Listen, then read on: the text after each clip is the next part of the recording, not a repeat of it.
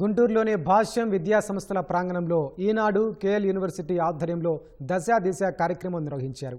Inter తర్వాత ఇంజనీరింగ్లో ఎలాంటి కోర్సులు తీసుకోవాలి, వాటి లాభాలు, కంప్యూటర్స్తో పాటు మిగతా కోర్సులకున్న అవకాశాలపై విద్యార్థులకు అవగాహన కల్పించారు.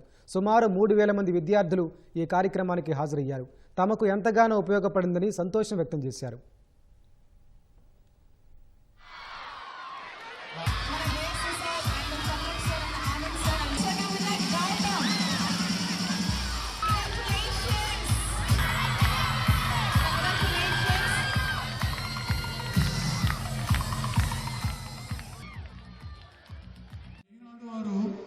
సామాజిక బాధ్యత కింద రకరకాల కార్యక్రమాలు చేపడతారు వాళ్ళు.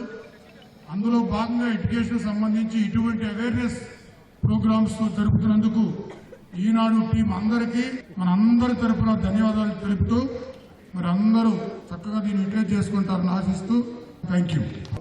ఇంటర్మీడియట్ తర్వాత ఎటువైపు వెళ్ళాలి, ఏ కోర్సులు తీసుకోవాలి, ఫైనాన్షియల్గా సపోర్ట్ లేదని వెనకబడిపోవటం, మంచి ఇన్స్టిట్యూషన్లో చదవలేకపోవడానికి కారణం one of the reasons money వాళ్ళ సొంత డబ్బులతో కాకుండా విద్యాలక్ష్మి పోర్టల్ ద్వారా డబ్బులు తీసుకొని ఎలా చదువుకోవచ్చు, 5 ఏళ్ల తర్వాత రీపేమెంట్ ఎలా చేయొచ్చు అనే దాని మీద విద్యార్థులకు అవగాహన కూడా కల్పించాం. స్టూడెంట్స్ భవిష్యత్తులో ఏమవ్వాలి అనుకుంటున్నారు, దానికి ఉన్నటువంటి అవకాశాలు ఏంటి, వాళ్ళ గమ్యాన్ని ఎలా నిర్దేశించుకోవాలి, వాటికి కలిగిన ఆప్షన్స్ అన్నింటినీ కూడా స్టూడెంట్స్కి చాలా క్లియర్గా ఎక్స్ప్లెయిన్ చేయడం జరిగింది.